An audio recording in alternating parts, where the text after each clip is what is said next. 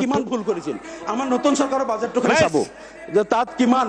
Budget কেনেকৈ বনাব লাগে তমসু মা জ্যোতিৰ্গময় মৃত্যুং মা মৃত্যংগময়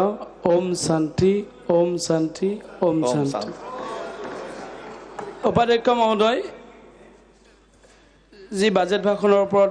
বক্তব্য ৰাখিব দিয়াৰ কাৰণে আপোনাক ধন্যবাদ জ্ঞাপন কৰিছোঁ বাজেটৰ ওপৰত ইতিমধ্যে বিৰোধীও দুজনে বক্তব্য ৰাখিছে আৰু আমাৰ শাসকীয় পক্ষৰ পৰা বিধায়ক এজনে বক্তব্য ৰাখিলে ইতিমধ্যে আৰু ইয়াৰ আগতে ৰাজ্যপালৰ ভাষণৰ ওপৰত সৰ্বকালৰ সৰ্বশ্ৰেষ্ঠ মুখ্যমন্ত্ৰী সৰ্বানন্দ সোণোৱাল ডাঙৰীয়াই এই 5 বছৰীয়া কাৰ্যকালৰ এক বিস্তৃত বৰ্ণনা প্ৰায় 1.5 ঘণ্টা বক্তব্য ৰাখিছে তাৰ পিছত হয়তো আমাৰ চৰকাৰে কি কৰিছে কি কৰা নাই তাৰ ওপৰত বক্তব্য ৰাখিবলগীয়া একো কথা নাই মই ভাবোঁ তথাপি যি বিধানসভাৰ এই নিয়মাৱলী অনুযায়ী বাজেটৰ ওপৰত আলোচনা বা বক্তব্য ৰখাৰ কাৰণে মোক সুবিধা দিছে এতিয়া আজি সৰ্বকালৰ সৰ্বশ্ৰেষ্ঠ বিত্তমন্ত্ৰী ডক্টৰ হিমন্ত বিশ্ব শৰ্মা ডাঙৰীয়া হিচাপে মই পৰিগণিত হৈছে কাৰণ ভাৰত স্বাধীনতাৰ 70 বছৰ ইতিহাসত আমি যেতিয়া ডাঙৰ হৈছোঁ লাহে লাহে বিধানসভাৰ বাজেট অধিৱেশন হয় তেতিয়া প্ৰায়বোৰে আমি টিভি চাওঁ ৰেডিঅ' শুনো যে কি বস্তুৰ দাম বাঢ়িল কি বস্তুৰ দাম কমিল আৰু যদি আমি এই 5 বছৰ লক্ষ্য কৰোঁ তেতিয়াহ'লে এটা জিৰ' টেক্স বাজেট এখন অসমৰ ৰাইজে পাবলৈ সক্ষম হৈছে জিৰ' টেক্স বাজেট আৰু এই 2021 আৰু 22 যি বাজেট এবাৰ বিত্তমন্ত্ৰী ডক্টৰ হিমন্ত বিশ্ব শৰ্মাই দাখিল কৰিলে ইতিমধ্যে তাৰ ওলোটা আৰু ইতিমধ্যে তেলৰ দাম যোৱাকালি ৰাতি 12 বজাৰ পৰা পেট্ৰল আৰু ডিজেলৰ দাম হ্ৰাস কৰা হৈছে তাৰোপৰি ভাৰতবৰ্ষৰ বিভিন্ন ৰাজ্যৰ ভিতৰত পেট্ৰলৰ মূল্য এটা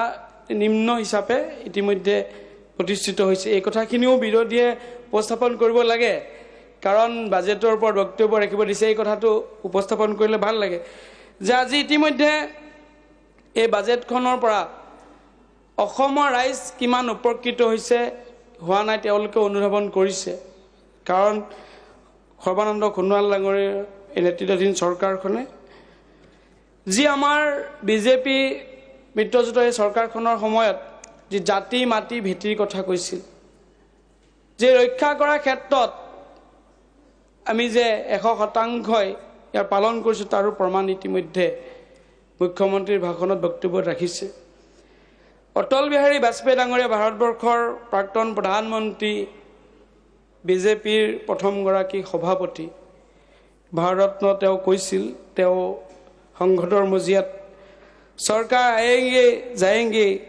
পাৰ্টিয়া বনেংগি বিগড়েংগি মগৰ ইছ দেশ ৰহনা চাহিয়ে আজি এইখন চৰকাৰে বিজেপি মিত্ৰজোঁটৰ চৰকাৰে অসমৰ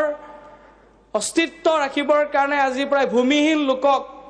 প্ৰায় 3 লাখতকৈ অধিক লোকক ভূমিপট্টা প্ৰদান কৰিছে ভাৰতবৰ্ষৰ স্বাধীনতা 70 লৈকে এতিয়ালৈকে কোনো চৰকাৰ চিন্তা কৰা নাছিল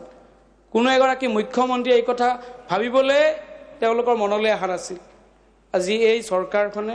প্ৰায় 3 লাখতকৈ অধিক লোকক ভূমিপট্টা প্ৰদান কৰিছে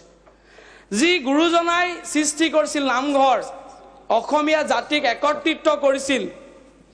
সেই গুৰুজনাক সন্মান জনাই যেতিয়া পৃথিৱীত ধৰ্মৰ গ্লানি হয় বেবিচাৰ হয় তেতিয়া যুগে যুগে এই ধাৰালৈ দেৱতাসকল বিভিন্ন অৱতাৰ লৈ আহে সেইকাৰণে গুৰুজনাক আবিৰ্ভাৱ বুলি কয় আবিৰ্ভাৱ হোৱা বুলি কৈছে আবিৰ্ভাৱ তিথি পালন কৰে আৰু সেই গুৰুজনাই ধৰ্ম প্ৰচাৰ কৰিছিল সেই গুৰুজনাই অসমীয়া জাতিক একত্ৰিত কৰিছিল আৰু তেওঁৰ জন্মস্থানৰ 100 কোটিতকৈ অধিক টকাৰে আকৌ নতুনকৈ পুনৰ স্থাপন কৰিবৰ কাৰণে চেষ্টাৰ প্ৰয়াস কৰিছে ইতিমধ্যে গৃহমন্ত্ৰী অমিত শ্বাহ ডাঙৰীয়াই তাৰ শুভ কামৰ আৰম্ভণি কৰিছে আৰু ইতিমধ্যে এই চৰকাৰখনে যে অসমৰ ইতিহাসত বহু মাতৃৰ বুকু খুদা কৰিছে বহুজনে পিতৃক হেৰুৱাইছে বহুজনে ভাতৃক হেৰুৱাইছে কিন্তু সেইসকলৰ কথা কিন্তু সেই শ্বহীদসকলৰ কথা কোনো চিন্তা কৰা নাছিল সৰ্বকালৰ সৰ্বশ্ৰেষ্ঠ এইখন চৰকাৰে সেই শ্বহীদসকলক সন্মান জনাইছে। আজি গুৱাহাটীৰ 100 বিঘাতকৈ অধিক মাটিত শ্বহীদ উদ্যান নিৰ্মাণ কৰিবৰ কাৰণে আগবাঢ়িছে। আৰু সেই শ্বহীদ পৰিয়ালক সন্মান জনাই শ্বহীদৰ মূল্য কেতিয়াও দিব নোৱাৰি, কিন্তু প্ৰতিটো পৰিয়ালক 5 লক্ষকৈ টকা ইতিমধ্যে প্ৰদান কৰি শ্বহীদসকলৰ প্ৰতি শ্ৰদ্ধা জনাইছে। ইতিমধ্যে যি গুৰুজনে নামঘৰ স্থাপন কৰিছিল, প্ৰায় বিত্তমন্ত্ৰী ডক্টৰ হিমন্ত বিশ্ব শৰ্মা ডাঙৰীয়াৰ যি দূৰদৰ্শী চিন্তাধাৰা, মুখ্যমন্ত্ৰী সৰ্বানন্দ সোণোৱাল ডাঙৰীয়া